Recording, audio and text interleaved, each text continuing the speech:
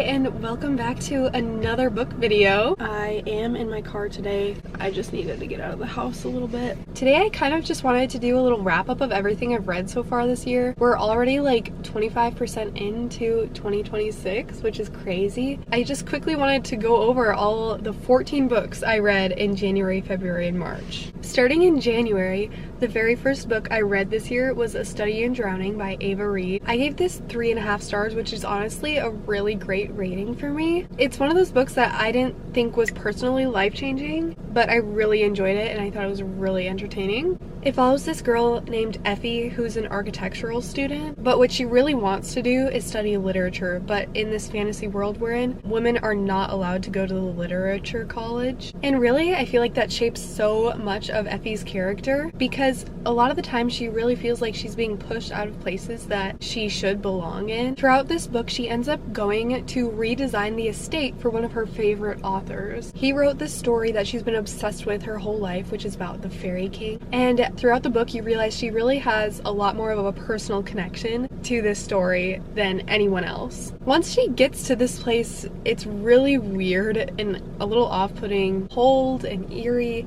just kind of creepy. There's also a boy that's living at this estate that she's redesigning, who's kind of like an academic rival to her. He goes to the literature college. The reason he's there is because he's trying to prove the author who wrote the story about the Fairy King isn't the true author and that it's actually someone else's work. There's a lot of conflict with that and between the two of them, but they end up going on a lot of like side quests together because really Effie is there to learn more about this author. What I liked about this book is how like quiet it was. It really was not super fast-paced in my opinion, but it was really atmospheric. I really enjoyed like the dark academia vibes. It's also very introspective. In this world that we're in, there's a lot of sexism and misogyny, especially in the literary world. So this kind of explores that a little bit too. Throughout the story, Effie slowly is pushing against that. And then also there is a romance between Effie and a guy from the literary college named Preston. It kind of just grows slowly. I really enjoyed this book. It felt really intentional and honestly kind of haunting in a way, and I would definitely pick up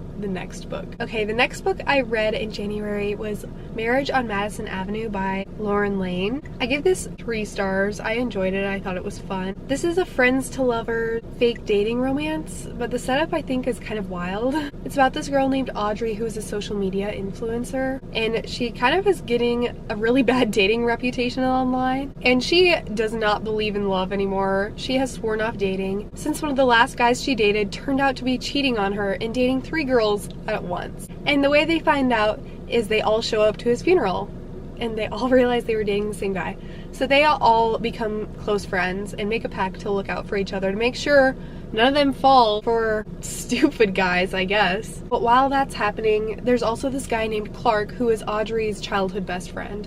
He's kind of like the most eligible bachelor, and his family really wants him to settle down and get married. So what works out in their favor is to fake date each other. It starts out really like light and strategic, but as they keep up the act, it slowly turns into something more real. They also end up faking an engagement. I really liked the setting. It's set in New York and it really gave me Gossip Girl vibes, which I love Gossip Girl. Overall, this wasn't anything too crazy. It was just kind of fun. It didn't stand out as like a favorite to me, but I definitely had a fun time reading it. Now, those are the only 2 books I read in January, so now we're already moving into February.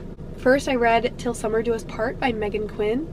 I also gave this 3 stars. It was a really fun and enjoyable read. This story follows Scotty, who in her job, she's like the only woman, and all the guys on her team are married, and that's all they talk about, and they bond with the boss over it. And one day in the moment, she panics and decides to announce to everyone that she does have a husband actually, and that they're having marriage problems. And she really only lies about this so that she can feel like she fits in with everyone else. But then this lie kind of spirals out of control because her boss ends up setting her up with a marriage counselor who expects to actually meet her husband. She ends up recruiting this guy named Wilder, who's her best friend's brother, to pretend to be her husband. He's really into improv. He's like a retired millionaire. He's still really young, but retired millionaire. and just kind of bored, looking for something to do. So that's why he signs up for this. And then it escalates even more when he accidentally signs them up for a marriage camp, like retreat, with all of her co-workers, where they have to share a cabin and basically just act like a struggling married couple. This book is definitely about the humor and the chaos rather than anything super deep, I feel like. You really can't take it too seriously, but it actually made me laugh. Overall, just a really entertaining, easy read.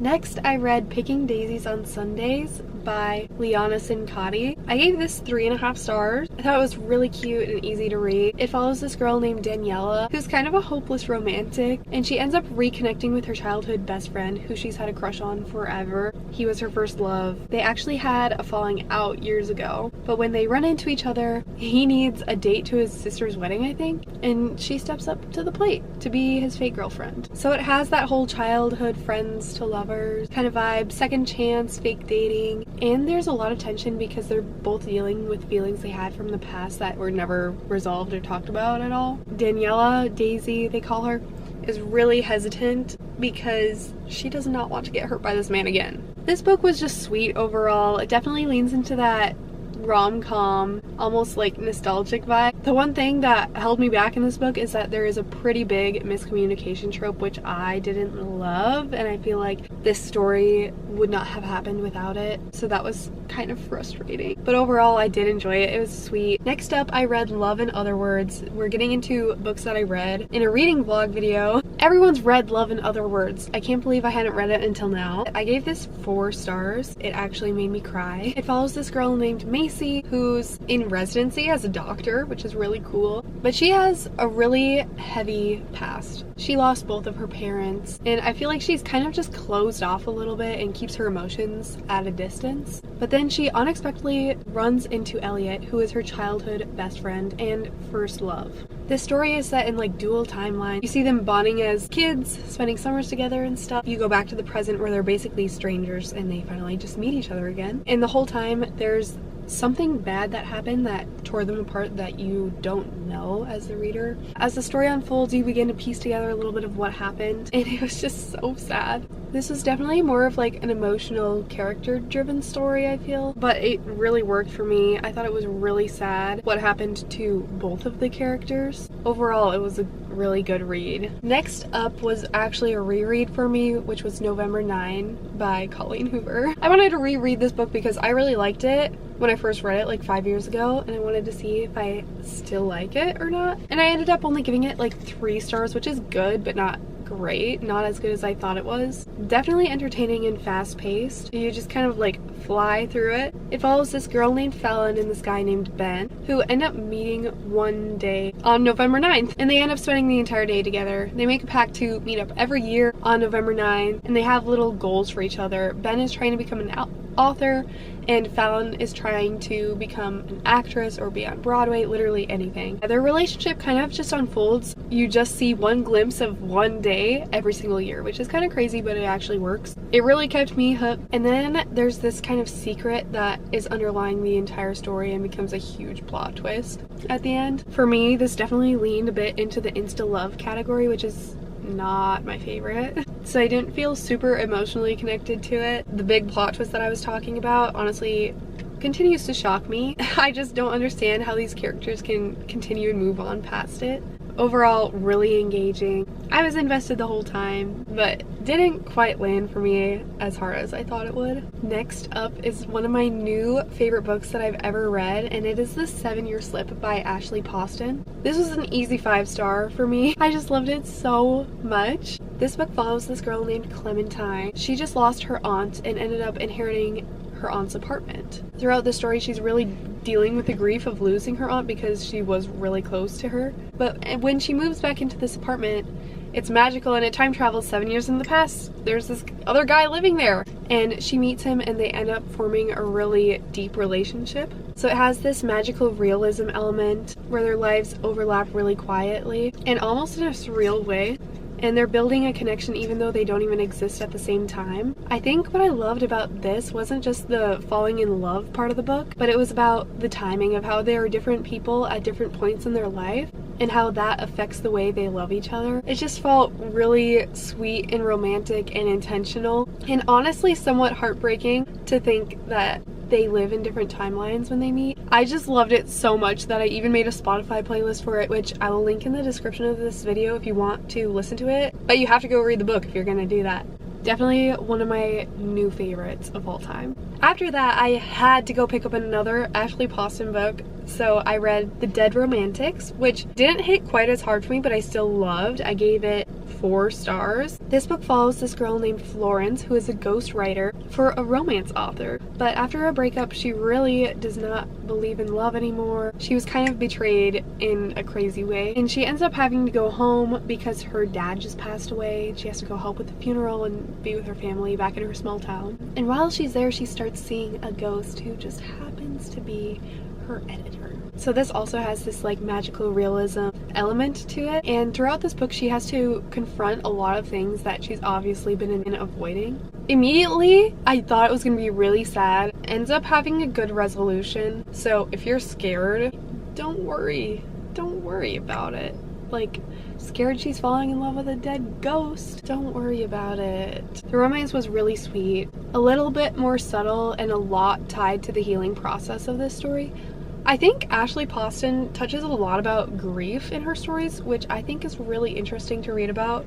But yeah, overall, I really loved this book too. Next up, I read Meet Me at the Lake by Carly Fortune. This one was only like a 2.5 stars for me. It follows this girl named Fern who has this really intense one-day connection with this guy named Will in her early 20s. They meet and get along really well and decide that they're gonna meet up again a year later, but Will never shows. Anyway, years later, she's back at her mom's resort that her mom owns. She inherits it because her mom just passed away. And suddenly Will reappears. He works there. I feel like this story had a really strong setup and good potential. The whole second chance, missed timing, and reconnecting years later. For me, I just didn't really feel super emotionally connected to the characters. The only character I was really rooting for was, I can't remember his name, but the guy that dated Fern's mom.